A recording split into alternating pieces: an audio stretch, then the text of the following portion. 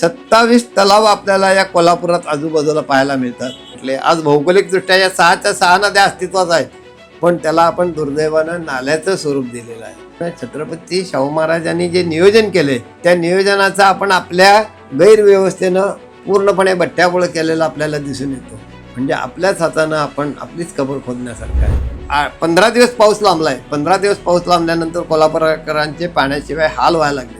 ही अतिशय घातक प्रवृत्ती आपल्याला कोल्हापुरात पाहायला मिळते आणि या प्रवृत्तीमुळेच आज कोल्हापूरचं पाणी संकट निर्माण झालं. अल निनोचा प्रभाव आणि त्यामुळे लांबलेला मान्सून, त्यामुळे आता कोल्हापूर जिल्ह्यामध्ये पाणी टंचाई जाणवू लागले.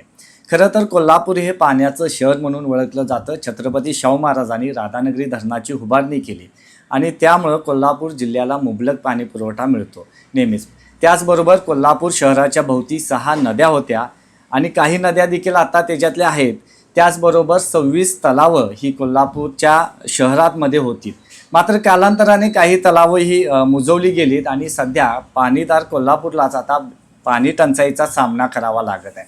या सर्व पार्श्वभूमीवर आपण कोल्हापूरचे ज्येष्ठ अभ्यासक उमाकांत रानिंग आहेत, त्यांच्याशी आपण बोलणार आहोत की नेमकी काय कोल्हापूरची यापूर्वीची परिस्थिती होती आणि त्याचबरोबर कोल्हापूरमध्ये अशा प्रकारची पाणी टंचाई केव्हा भासवली होती. कारण आत्ता आपण 2026मध्ये आहोत, मात्र यापूर्वी देखील अशीच परिस्थिती कोल्हापूरमध्ये आली होती.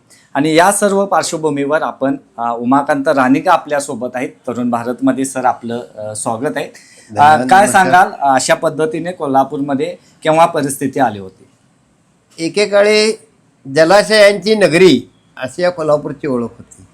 ती ओळख काही कुणी निर्माण केलेल्या जलाशयामुळं नव्हती, तर निसर्गानंच. करवीर महात्म्यामध्ये आपल्याला याचे उल्लेख बघायला मिळतात. 13व्या शतकामध्ये रचलेल्या करवीर महात्म्य नावाच्या ग्रंथामध्ये कोल्हापुरामध्ये 700 जलप्रवाहाची नोंद आहे. 700. त्यानंतर 26 ते 27 तलावांची नोंद आहे. 6 नद्यांची नोंद आहे.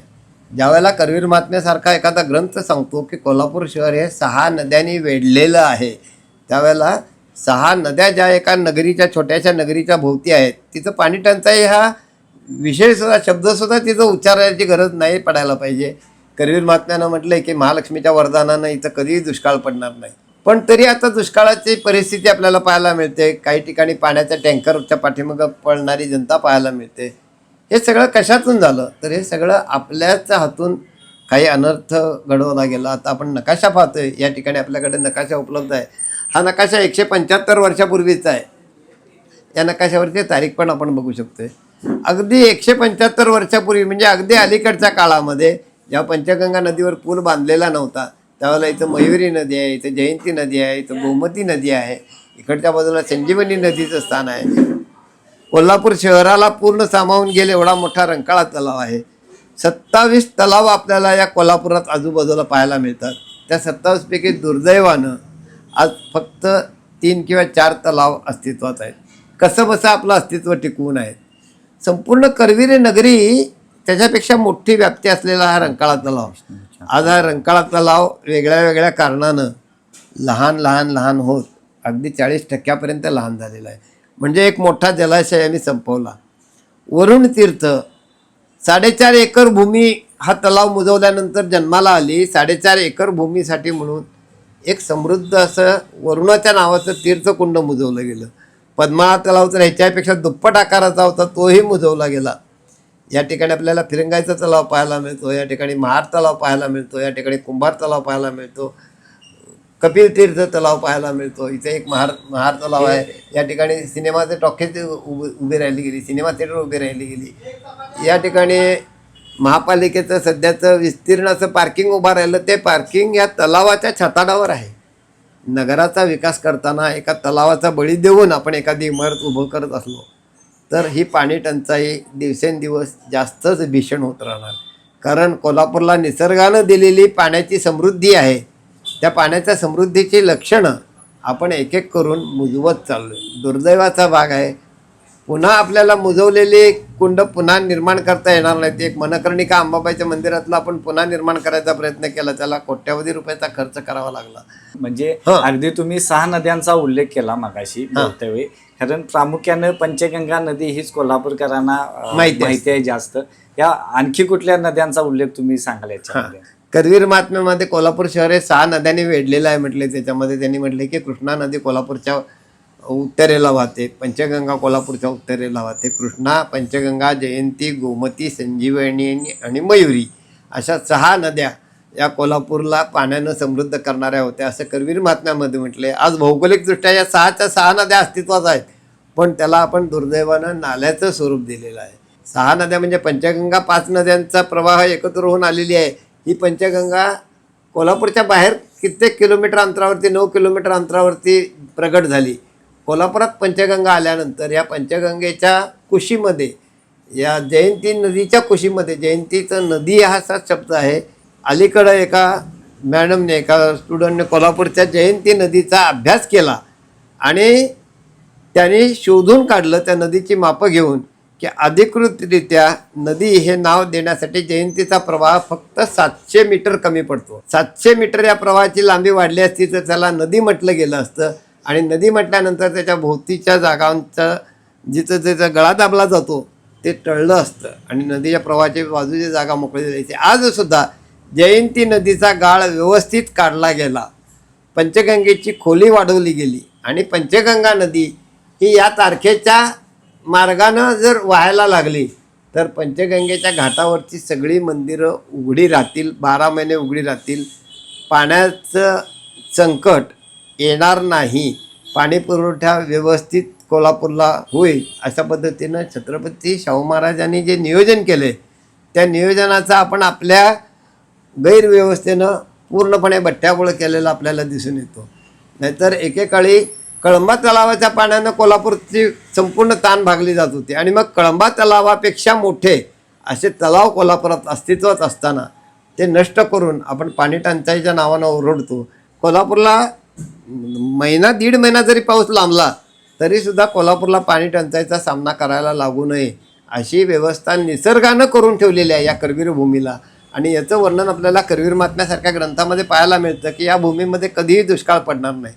निसर्गानं करून ठेवलेली व्यवस्था आपण आपल्या हातानं नामशेष केली आणि मग दुष्काळाच्या नावानं किंवा अल-निनोला त्याचं आपण कापर फोडतो.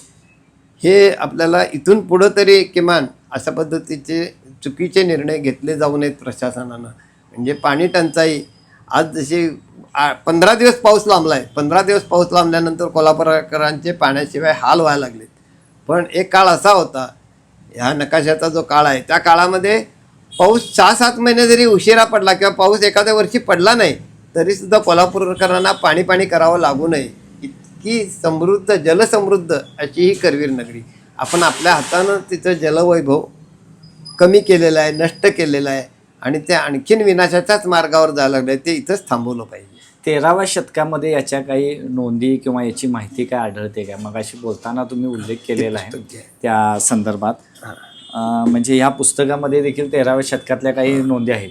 आता आपल्याकडं चालू वर्षीच प्रकाशित झालेला करवीर महात्म्य आहे. या करवीर महात्म्याची रचना काळ जो आहे, या करवीर महात्म्यामध्ये जे लिहिलं गेले ते कोणत्या काळात लिहिले गेले तर ते शिवाजी विद्यापीठानं प्रकाशित केलेल्या संस्कृत करवीर महात्म्यामध्ये म्हटले की या ग्रंथाची रचना 13व्या शतकातली.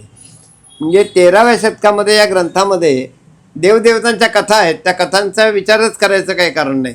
शहर सुधारणेच्या काळामध्ये वेगवेगळे तलाव मुजवले गेले, वेगवेगळे तलाव आकसले गेले, वेगवेगळ्या नद्यांचे प्रवाह आकसले गेले, त्यांच्यातला गाळ काढण्याकडे दुर्लक्ष केलं गेलं.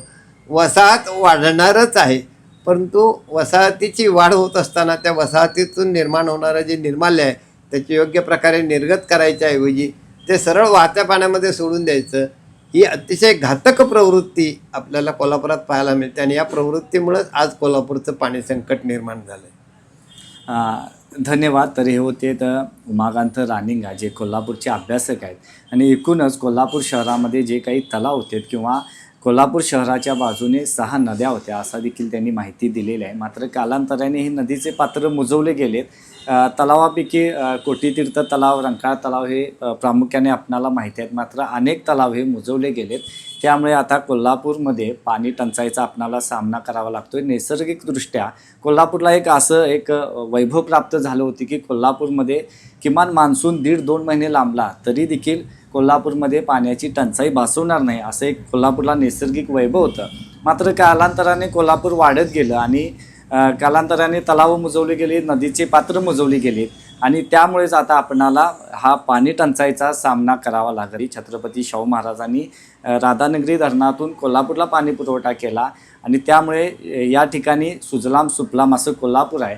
मात्र त्याच कोल्हापूरमध्ये आता पाणी टंचाईचा आपणाला सामना करावा लागतोय. त्याला आपण देखील कुठंतरी कारणीभूत आहे असंच म्हणावं लागेल.